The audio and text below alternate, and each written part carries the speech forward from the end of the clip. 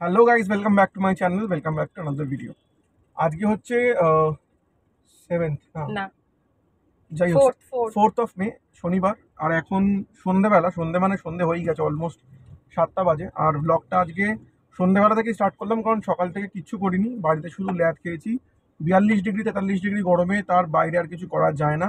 হালকা ভাত ডাল দিয়ে, আর খুব হালকা মানে ওই কি ছিল, ঝিঙ্গে আলু পোস্ত ঝিঙ্গে আলু পোস্ত ছিল, আমি ভুলেও হালকা। গেছি। আর ডিম সিদ্ধ দিয়ে লাঞ্চ করেছিলাম। তারপরে বেরিয়েছি কারণ 2-3টে কাজ ছিল। একটা হচ্ছে ম্যাম্বোর ওই যা জিনিসগুলো ছিল সেগুলো সব শেষ হয়ে গেছিলো, যেগুলো ওর লাগে, ওর শ্যাম্পু, ওর মাউথ ফ্রেশনার, তারপরে হচ্ছে ওর যা যা সিরাম থেকে শুরু করে ডিওয়ার্মিং যা যা লাগে সেগুলো শেষ হয়ে গেছিলো। সেগুলো ওষুধও শেষ হয়ে গেছে। ওষুধ, ক্যালসিয়ামের ওষুধ, এইসব নিতে এসেছি। প্লাস তারপরে বেরিয়েছি, তার কারণ হচ্ছে যে একটু ক্রেভিং হচ্ছে যে আমরা যদি কোথাও বাঙালি খাবার পাই। আমি নট শিওর কোথায় পাবো, বাট চেষ্টা করবো কোথাও একটা যদি ভালো বাঙালি খাবার পাই, তাহলে একটু বাঙালি খাবার নেওয়ার ওখান বলো থেকে। বাঙালি খাবার না ভালো হ্যাঁ, মানে ভালো খাবার, বাঙালি খাবার রেস্টুরেন্ট এখানে আমরা প্রচুর পেয়েছিলাম। পেয়েছি, কিন্তু কোনোটাই একদম ওয়ার্থ ইট নয়। প্রচুর না হলেও অ্যাটলিস্ট এক দুটো তো পেয়েছিলাম, বাট হ্যাঁ, কিন্তু সেগুলো একদম ভালো না। তাই জন্য এখন বেরিয়ে এসছি হচ্ছে ওই ম্যাম্বোর যেখান থেকে সব জিনিসপত্র নিই তার সামনে। আর সেখান থেকে এখান থেকে একটু হালকা সন্ধ্যাবেলা টিফিন করব, করে বেরিয়ে দেখবো কোথায় পাওয়া যায় আপাতত। আর পিছনে ম্যাম্বোকে এখানে দেখো, দেখতেই পাচ্ছ, আটকে দিয়েছি মানে পিছনে সিটে বসিয়ে দিয়েছি। ও ও নিজের মতন বোতল ও খাচ্ছে। ওখানে বসে আছে, আর এই যে হচ্ছে আমরা, এই যে ও, হ্যালো। আর এই যে হচ্ছে আমি। তো চলো এখান থেকে ভিডিওটা শুরু করি। নয়ডাতে কিন্তু একটা ব্যাপার আছে, যে কোনো রকম সোসাইটির বাইরে এরকম একটা মার্কেট কমপ্লেক্স থাকে। এই কোনায় যে দোকানটা, ওখান থেকে আমরা ম্যাম্বোকে অ্যাকচুয়ালি নিয়েছিলাম। আর ম্যাম্বোর প্রতি মাসের যাবতীয় যা যা জিনিস লাগে আমরা মোটামুটি এখান থেকেই কিনে আনি। তার বাইরে দেখতেই পাচ্ছ কত রকম দোকান, আর এর বাইরে থাকে স্ন্যাক্স কাউন্টার। তো রোলের দোকান দেখে আমাদের খুব ইচ্ছা হলো রোল খাওয়ার, কারণ কত মাস হয়ে গেছে যে আমরা রোল খাইনি। তো আমরা অর্ডার করে দিলাম এখানে আমাদের জন্য রোল। এর মধ্যে একটা কাণ্ড ঘটিয়ে দিল ম্যাম্বো। এই যে স্ট্যান্ডটা দেখছো, এর উপর একটা টেবিল টপ ছিল, যেটা ফাইবারের হয় আর কি। এমন ধাক্কা দিয়েছে যে ওটা পড়ে ফাইবারের টেবিল টপটা খুলে বেরিয়ে গেছে। পাশের ভদ্রলোকের আরেকটুটা লেগে যাচ্ছিল, কিন্তু যাই হোক উনি বাল বেঁচে গেছেন একদম। এরপরে আমাদের রোল রেডি হচ্ছিল। আমি নিয়েছিলাম চিকেন রোল, আর সুইটি নিয়েছিল ডাবল এগ রোল। চিকেন রোলের জন্য পেঁয়াজ চিকেন সব তাওয়াতে ভালো করে ফ্রাই করে, বিভিন্ন রকম সস দিয়ে, পেঁয়াজ দিয়ে, লঙ্কা দিয়ে, যেরকম টিপিক্যাল একটা রোল হয়। আর সেটা দেখে কিন্তু ক্রেভিংটা যেন আরও বেড়ে যাচ্ছিলো। তবে এখানে একটা ব্যাপার আছে, নয়ডাতে কিন্তু রোলের নিচে যে র্যাপটা করে সেটা ওরা প্লাস্টিক দিয়ে করে। তার কারণ দুই: এক, যাতে হাতে সস না লেগে যায়; দ্বিতীয়, কাগজে র্যাপ করলে জেনারেলি কাগজটাও ছিঁড়ে আসে, যেহেতু কাগজটাও ভিজে যায়। প্লাস্টিকে কিন্তু সেই প্রবলেমটাও হয় না। যাই হোক, রোলটা র্যাপ করার পর আমাদের হাতে তুলে দিল। সো রোল নিয়ে নিয়েছি, এখন বেরোচ্ছি। আর উৎপাত চালিয়ে ভাঙা করার পরে এখন এখানটায় গিয়ে বসে রয়েছে। দেখো, ওখানে টেবিল ফেলে দিয়ে এখন এখানটায় এসে বসেছে। এই, তুই টেবিল ফেলে দিয়ে এসেছিস ওখানটাতে? হ্যাঁ। আর এই জায়গাটা খুব ভালো, এই সোসাইটির বাইরে, আমাদের বাইরে ওরকম আছে। আর এই গারওয়াল থেকে আমরা সব কিছু নিই ওর, ইনফ্যাক্ট ওকে ওখান থেকে নিয়েছিলাম। চলো এখান থেকে বেরোই, আর একটু রোল নিয়ে নিচ্ছি, এটা খাই সন্ধ্যাবেলা। অনেকদিন পর অ্যাকচুয়ালি কলকাতা থেকে আসার পরে মনে হয় ফার্স্ট টাইম রোল খাচ্ছি, বা হয়তো এর মধ্যে একবার খেয়েছিলাম। বাইরে এখানে একটু হাট মতন হয়েছে, হাট মানে ওই আর কি মন্ডি, ওই জামা কাপড়ের দোকান সব কিছু মতন হয়েছে। যাই হোক, তো এখন যাব এখান থেকে, আর যেখানে যাব তোমাদের দেখাবো। গাড়ির পার্কিং অবস্থা দেখতেই পাচ্ছ, প্রচুর গাড়ি। সন্ধ্যাবেলা এখানে ভিড় জাঁকজমক অনেক বেশি হয়। চলো বেরোই, খাওয়া দাওয়া করি, তারপর বেরিয়ে কথা হচ্ছে। এত ভুগছে কেন বলো? দাঁড়াও দেখাচ্ছি। ওই বাইরে ডগিটাকে দেখে ভুগছে বেশি, দেখা যাচ্ছে না? ডগ কোথায়? ডগ কোথায়? এই যে ওটাকে মানে ওই যে বলে না ঘরে শের বাইরে বিল্লি, সেটাই। যে গাড়িটা আছে বলবে এখন কত ভুগছে, ওকে নামিয়ে দাও, শেষ ওর সব। আর আমরা রোল খাচ্ছি, রোলটা বেশ ভালো খেতে। এত আওয়াজে বলতে পারবো না, বাট ভালো খেতে রোলটা। তোমার কেমন হচ্ছে রোল? হ্যাঁ, ভালো, কিন্তু কাঁচা লঙ্কার গন্ধটা একটু বেশি ভালো লাগে। এখানে কাঁচা লঙ্কা দেয় না কুচি করে, এখানে বেটে দিয়ে দেয়। চলো রোল খাই, বেরোই, তারপরে বাকি করতে হবে। নয়ডাতে কিন্তু মানে জাঁকজমক করে বিয়ে বা অনুষ্ঠান বাড়ির একটা বিশাল কনসেপ্ট আছে। আর এইটা এখন যে রাস্তাটাতেই যাচ্ছি সেটা হচ্ছে গলফ কোর্স রোড নয়ডার। তো এইখানে দেখতেই পাচ্ছেন, একটা তো সামনে বিয়েবাড়ি দেখতে পাচ্ছি বলে দেখাচ্ছি। এরকম সারি কিন্তু এখানে বিয়েবাড়ি বা অনুষ্ঠান বাড়ি, বিয়েবাড়ি শুধু নয়, আপনি যে কোনো অনুষ্ঠানের জন্য এগুলো ভাড়া নিতে পারবেন। এবং এদের গ্র্যান্ডিওর যেগুলো আছে সেগুলো কিন্তু বিশাল, মানে একদম হাভেলি টাইপস, ইন্টেরিয়ার দারুণ। কারণ আমার এক কলিগের বিয়ে হয়েছিল ফেব্রুয়ারিতে, তো আমি এরকমই একটা বিয়েবাড়িতে গেছিলাম। মানে বুঝতেই পারছেন কীরকম।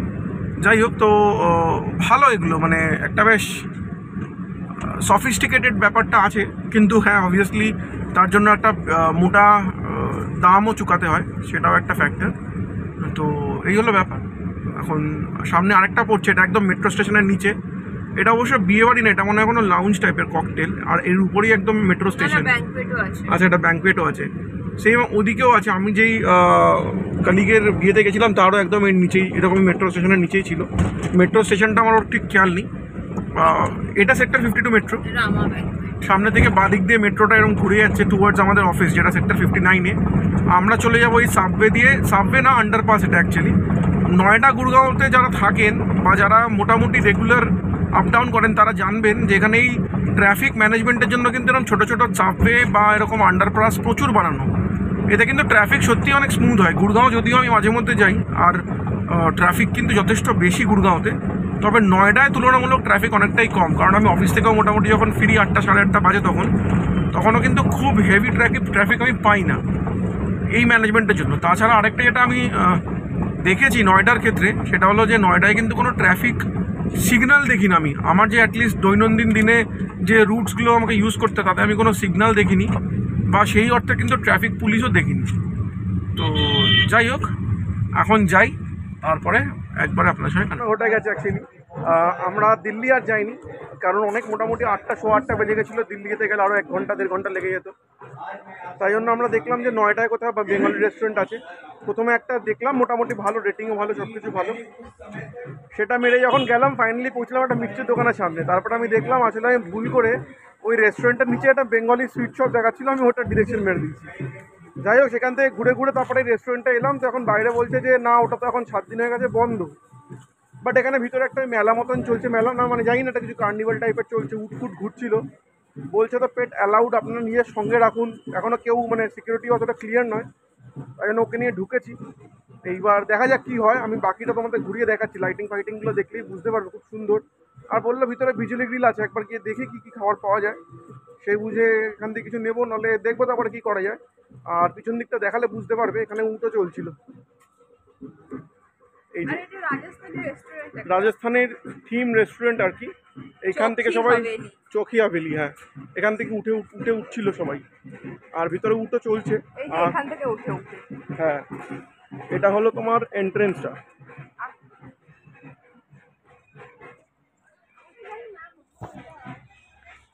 এই যে খুব সুন্দর দেখতে, মানে একটা রাজপ্রাসাদের মতন দেখতে, যেরকম হয় রাজস্থানীতে।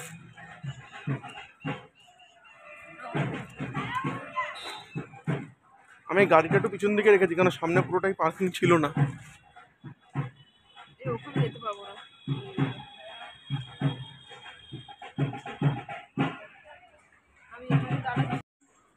এই জায়গাটা দেখে মোটামুটি যা বুঝলাম সেটা হচ্ছে, এই জায়গাটা একটা মিনি সিটি সেন্টার টাইপের, যেটার নাম হচ্ছে নয়ডা হাট। এবারে হাট কেন বলে, তার কারণ যখন আমরা ভিতরে ঢুকলাম বা আরেকটু এক্সপ্লোর করলাম, দেখতে পেলাম এখানে বিবিধ রকমের কিন্তু দোকানপাট বসেছিল, যেটা আমি একটু পরে আপনাদের দেখাবো। আরেকটা কথা বলে দিই, বাইরে যেটা দেখাচ্ছিলাম সেটা কিন্তু অ্যাকচুয়ালি হোটেল নয়, ওটা রাজস্থানীর থিমড একটা পার্ক বানানো ছিল, যার ভিতরে খাওয়ার জায়গাও আছে, গান বাজনাও আছে, সব রকমই আছে। আচ্ছা, এইটা হচ্ছে পুরো হাটের জায়গা। এখানে বিবিধ রকমের জিনিস বিক্রি হচ্ছে, যেমন এখানে প্রথমে বিক্রি হচ্ছিল কার্পেটস। ওখান থেকে বেরিয়ে ডান দিকে চলে গেলে পিছন দিকটা এই জায়গাটা, যেটা পুরোটাই এখন খালি, এটা হচ্ছে এদের ফুড কোর্ট। এখানে বিভিন্ন রকমের রেস্টুরেন্টস আর অন্য সময় দোকানপাট খোলে। আমরা তারপরে চলে গেলাম হাটটাকে আরেকটু এক্সপ্লোর করতে। হাটের ভিতরে যে দোকানগুলো রয়েছে তার মধ্যে এই দিকটায় রয়েছে আচারের দোকান, এদিকে অনেকটা বাঞ্জারা মার্কেট যেগুলো হয় সেরকম টাইপের জিনিসপত্র ছিল। ঘর সাজানোর জন্য প্রচুর রকম জিনিস, প্রচুর রকম শোপিস, বোন চায়না থেকে টেরাকোটা, মাটি, এবং তার বাইরে ফটো ফ্রেমস, তার বাইরে নেম প্লেটস। দেখতেই পাচ্ছেন কত সুন্দর সুন্দর নেম প্লেটস, কত ডিজাইনার নেম প্লেটস, সবই কিন্তু এখানে অ্যাভেলেবেল। আরেকটা জিনিস যেটা আমাদের বিশেষ করে আকর্ষণ করেছিল সেটা হচ্ছে জামা কাপড়। প্রচুর জামা কাপড়ের অপশান, বেশ সুন্দর সাজানো গোছানো একটা হাট কিন্তু। তো আমরা এখন হচ্ছে ফুড কোর্টে।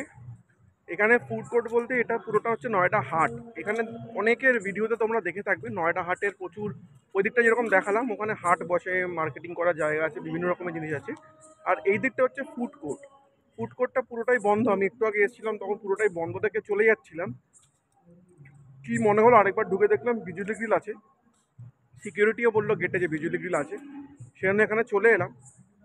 জানি না ভালো হবে কি খারাপ হবে ডিসিশনটা, তবে বিজুলি গ্রিলটায় কিন্তু যাদের সঙ্গে কথা বললাম সবাই বাঙালি, এবং বাঙালি সব রকম মেনুই পাওয়া যাচ্ছে। একটু প্রাইসটা হাই, কেন অবভিয়াসলি নয়ডায় রয়েছে, সেখানে যদি তুমি বাঙালি খাবার খেতে চাও একটু তার প্রাইসটা নর্মালি একটু হাই হবে। তো আমরা মোটামুটি ভেটকি, চিংড়ি, ভেজ আইটেম বলেছি। এখন বললো যে প্রিপারেশনের জন্য একটু টাইম লাগবে, হয়তো আধ ঘন্টা মতো ওয়েট করতে হবে। তো আমরা এখানটাতে বাইরে ওয়েট করছি আর ভিডিও শ্যুট করছি।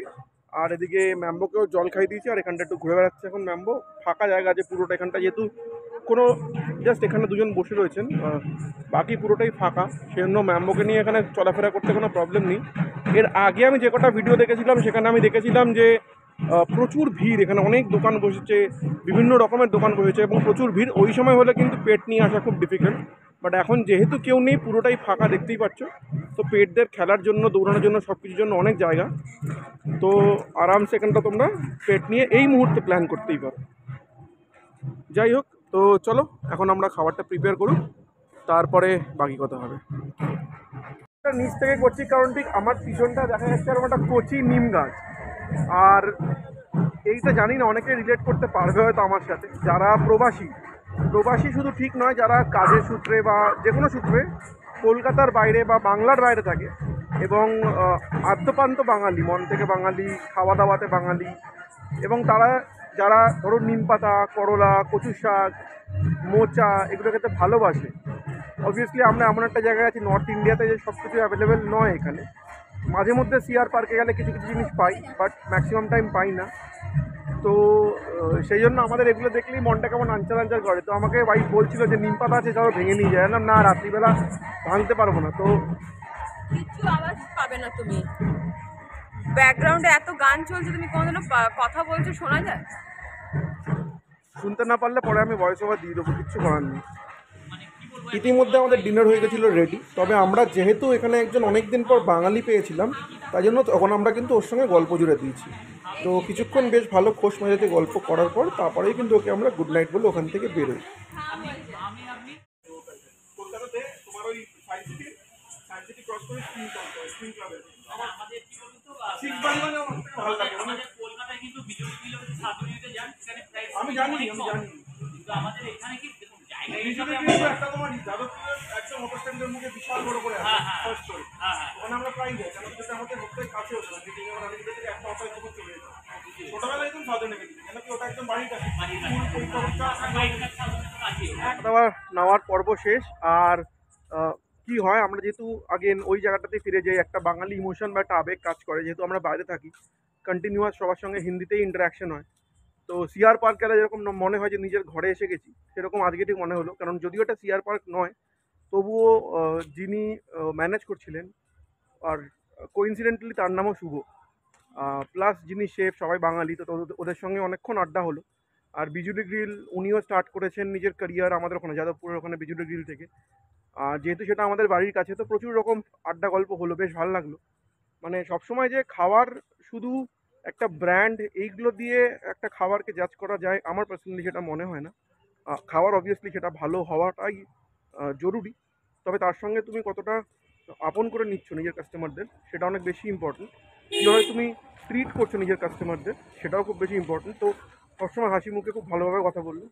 আর শুধু আমার সঙ্গে বলেছে এরকম নয়, আরও কিছু লোক ছিলেন ওখানে যারা আপাতপক্ষে বাঙালি নয়, তাদের সঙ্গে খুব ভালোভাবে বিহেভ করলো।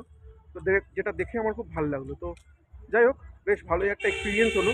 সন্ধ্যেটা মাঝখানটা একটু ডামাডাউল হয়েছিল, বুঝতে পারছিলাম না কী করবো না, দুটো জায়গায় গিয়ে ফলস হলো। তবে যার শেষ ভালো তার সব ভালো। এখন যাচ্ছি পার্কিংয়ে, গাড়িটা পিক আপ করবো, গাড়ি পিক আপ করে সোজা বাড়ি গিয়ে একটু রেস্ট, একটু ওয়েব সিরিজ, কালকে সানডে ওঠার কোনো তাড়া নেই, তারপরে খাওয়া দাওয়া। চলো এখান থেকে বেরোই, বাড়ি গিয়ে সাইন অফ করবো। সো ফাইনালি আমরা ফেরত চলে এসেছি বাড়িতে। গাড়ি পার্ক করে দিয়েছি। এখন যাচ্ছি হচ্ছে আমরা বেসমেন্ট থেকে লিফটের দিকে, লিফটে করে উঠবো। এখন টাইম হচ্ছে 10:40, গিয়ে ম্যাম্বোকে খেতে দেবো, আর বাকি আমরাও ফ্রেশ করে নেবো। তারপর আমরা আমাদের ডিনার করবো। মোটামুটি একটা ভালোই সন্ধে কাটালাম। কালকে রোববার, তারপর সোমবার থেকে আবার বিএইউ নর্মাল লাইফ চালু হয়ে যাবে। তো চলো, ব্লগটা এই পর্যন্তই। আশা করি সবার ভালো লেগেছে। যদি ভালো লাগে please like, share and subscribe. আজকের মতন টাটা।